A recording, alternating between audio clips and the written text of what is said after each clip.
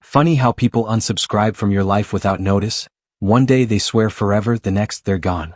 But hey, if you're here, hit subscribe. It's free, unlike loyalty. Have you ever watched someone dig their own grave in real time? Because that's exactly what my ex-wife Jessica did in court. I should have seen it coming. The entire divorce process had been a disaster. Delays, tantrums, and pointless filings just to waste my time. If Jessica had put half as much effort into our marriage as she did into making my life miserable, we wouldn't have been in that courtroom. But when she walked into the hearing pregnant, I almost laughed. Not because I thought the child was mine, I knew it wasn't, but because I could see her plan unfolding like a bad soap opera plot. Jessica was hoping to play the role of the abandoned, helpless, pregnant woman, expecting the judge to take pity and order me to pay up. Forget the prenup. Forget logic. She was banking on manipulation. I could already hear the dramatic speech she had prepared. Your Honor, I have a baby on the way and I've been left with nothing. How am I supposed to survive? She expected me to squirm under the pressure. Too bad for her, I don't play dumb and I never lose. Jessica had underestimated me. She had no idea that I had already exposed her lies months ago. She had no idea that the judge was about to ask a single question that would destroy her entire scheme. Jessica strode into the courtroom, confidence dripping from her every step. One hand rested on her belly, the other brushed her hair back delicately, as if she weren't about to commit blatant legal fraud. She even sighed dramatically as she took her seat, feigning exhaustion. I didn't react. I didn't have to. Because unlike Jessica, I wasn't going in blind. I was ready. My lawyer, Ethan, sat beside me. Ethan was the kind of guy who smiled in court while ripping you apart with the law. I didn't care much for lawyers, but after watching him dismantle Jessica's schemes over the past few months, I was relieved he was on my side. Jessica, on the other hand, had burned through 3 different lawyers during the divorce. The one she had today was fresh out of law school, a rookie. Poor guy. He had no idea what he was in for. Jessica had pulled stunts before, not the pregnancy trick but the manipulation. The crocodile tears. The, I'm just a struggling woman, Your Honor, please take pity on me performance. Some people fell for it, including my own mother. A week before the hearing she called me. Just settle, she urged, exhaustion in her voice. You don't want this dragging on forever. I pinched the bridge of my nose. Mom, she doesn't get a penny. That's why we had a prenup. But, she's pregnant. Do you really want that on your conscience? I nearly lost it. This isn't my kid, Mom. Silence. Are you sure? I almost laughed. Am I sure? Mom, she cheated on me. Repeatedly. I caught her. I exhaled sharply. And you know what the worst part is? If I actually thought this child was mine, I wouldn't fight it. I'd step up. I'd take care of them. That's the difference between us. She plots. I take responsibility. Mom sighed. I just don't want to see this get uglier. Too late. It was already ugly. And now, in the courtroom, I sat back as the trap Jessica had set for me was about to snap shut, on her instead. The judge entered. The hearing began. Jessica's rookie lawyer jumped right in, voice trembling with emotion. Your Honor, my client has been placed in an untenable situation. She is pregnant, unemployed, and struggling under the weight of this prolonged divorce. Right on cue, Jessica sniffled. I didn't blink. Ethan waited, calm and composed, allowing the theatrics to play out. Then, when the moment was right, he stood. Your Honor, while we certainly sympathize with Miss Parker's situation, there are a few crucial facts that need to be addressed before proceeding. And just like that, the game was over. Ethan turned to Jessica's lawyer, his voice calm but cutting. Who is the father of this child? The question hit the air like a gunshot. Jessica froze. I knew it was coming. She, on the other hand, hadn't expected it at all. She had convinced herself that the court wouldn't dare scrutinize her pregnancy, that she could waltz in, play the fragile victim, and walk out with a fat check. But legally? Her pregnancy only mattered if I was the father. Her lawyer hesitated, clearly flustered. Then, in the softest, weakest voice, he muttered, My client believes it is the petitioner's. I nearly laughed. Believes? That was all they had? Ethan didn't even blink. She believes? So there's no proof. Jessica shifted uncomfortably in her seat. The judge's eyes narrowed. Miss Parker, have you had a paternity test done? Jessica's mouth opened. Then closed. Then opened again. She was trapped. I just assumed. The judge's expression didn't change. You assumed? His voice dripped with disbelief. Miss Parker, is there any evidence to suggest the petitioner is the father? Her lawyer suddenly looked like he wanted to disappear. Jessica looked pale. I leaned back in my chair enjoying the show. Ethan, completely unfazed, went in for the kill. Your Honor, we have compelling evidence that this child is not my client's. He placed a stack of photos on the table, clear, damning images of Jessica just 2 months after our separation on vacation with another man. They weren't just standing next to each other. They were holding hands, kissing. And then, the final nail in the coffin, Ethan slid medical records across the table. Additionally, we have subpoenaed Miss Parker's recent medical records, which confirmed that her first positive pregnancy test occurred months after she and my client were last together. Jessica's face crumpled. Her lawyer turned to her, his expression screaming, "You didn't tell me any of this." The judge let out a long sigh, rubbing his temples before shaking his head. Miss Parker, this court does not tolerate dishonesty. Given the evidence presented, there is no legal basis for financial support. The prenuptial agreement stands.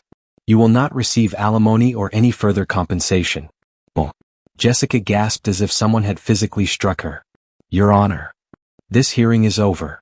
The judge didn't even let her finish. Done. Jessica sat there, stunned as the reality set in. She had walked in expecting to leave with a steady stream of my money. Instead, she had been publicly exposed as a liar.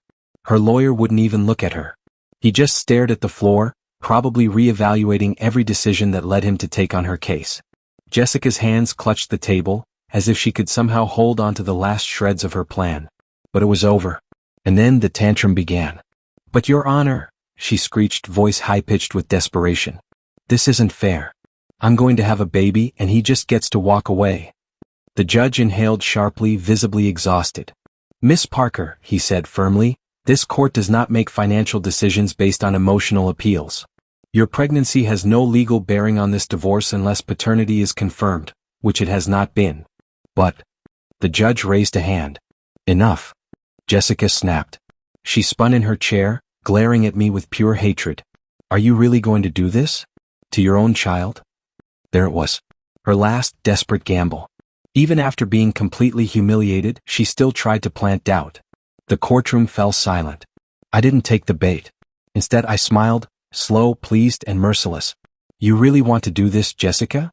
I leaned forward, my voice calm, deliberate. Do you want to go on record accusing me of being the father? Because we can request a court-ordered paternity test right now. Her face twitched. She had nothing. She knew she had nothing. Everyone in the room could feel it. This was checkmate. The judge didn't even acknowledge her anymore. He simply turned to the clerk. We're done here. Jessica had lost everything. But for me? This wasn't over yet. The aftermath, Jessica's last stand. The hearing ended and I walked out of the courtroom with Ethan by my side. My mother followed a few steps behind. For a second, I expected Jessica to slip away quietly, to accept defeat and leave. But I should have known better.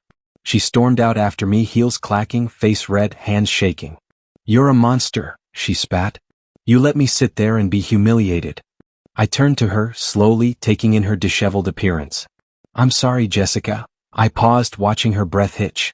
Which part embarrassed you? The part where you tried to defraud the court? Or the part where I was 3 steps ahead of you the entire time? Her jaw clenched. You set me up. I chuckled. No, sweetheart. I leaned in slightly, lowering my voice. You set yourself up. I just let you walk into it. For a moment, she looked ready to throw something at me. Then, as if realizing she had one last shot, she turned to my mother. Are you really okay with this? After what he just did to me? My mother crossed her arms. Her voice was quiet but firm. I'm not okay with what you did to him. She exhaled sharply. You tricked us all once. Never again. Jessica's lips quivered. For a split second I thought she might actually cry. And then the real explosion. I hope you rot, she shrieked, stepping closer as if she meant to scratch my face off. I hope you. Miss Parker. A firm, authoritative voice cut through the chaos. And just like that, Jessica's last hope vanished. The moment the firm voice rang through the hallway, Jessica froze. 2 court officers had entered, their expressions unreadable. Come with us, please. Jessica's head snapped up, panic flashing in her eyes. What? Why? One of the officers stepped forward. The judge has recommended an inquiry into potential perjury and fraud. Jessica staggered back. Wait, no. That's not. But it was already too late. They were leading her away, back into the courtroom she had just tried to escape from. I let out a slow breath, watching it all unfold. Beside me, Ethan gave my shoulder a light tap. Well, that was satisfying. I smirked. Yeah, it was. The aftermath: Jessica's house of cards falls apart. Jessica was hauled back to face the judge, but I didn't follow. I didn't need to. She was no longer my problem. But I made sure to follow up. Turns out, the judge wasn't just angry, he was making an example out of her. Faking financial distress? But attempting to manipulate the court? Worse, lying under oath? Now that was perjury. And perjury? That wasn't something she could cry her way out of. Jessica's false claims had backfired spectacularly. The court not only dismissed her alimony request but also flagged her for potential financial fraud. Over the next few months, I heard bits and pieces of her downfall. Small Blue Diamond, she was fined for wasting the court's time. Small Blue Diamond, her lawyer dropped her immediately. No one wanted to be associated with a liar. Small Blue Diamond, her attempt to apply for government assistance? Denied. Turns out, even the system needs proof of paternity. Small Blue Diamond, and the cherry on top? Her new boyfriend dumped her. Apparently, when Ethan revealed the vacation photos in court, the guy had done some quick math. He realized he wasn't the only man Jessica had been with, and suddenly, he wasn't so sure he was the father anymore. I can only imagine the meltdown she had when she realized she had lost everything. Freedom at last. A few months after the trial, I received a text from an unknown number. It was Jessica. I hope you're happy. I stared at the message for a second. Then, with a small smirk, I typed back. I am. Thanks for asking. Then I blocked the number. She had spent years trying to manipulate, control, and drain me for everything I had. But now, she was alone. And for the first time in a long, long time, I was free. Does this story resonate with you? Have you ever dealt with someone who tried to manipulate their way through life, only to have karma catch up with them? Share your thoughts in the comments. And remember, the truth always wins. If you enjoyed this story and found a valuable lesson in it, don't forget to like, comment, share. Subscribe for more real-life stories that keep you on the edge of your seat. Thanks for reading.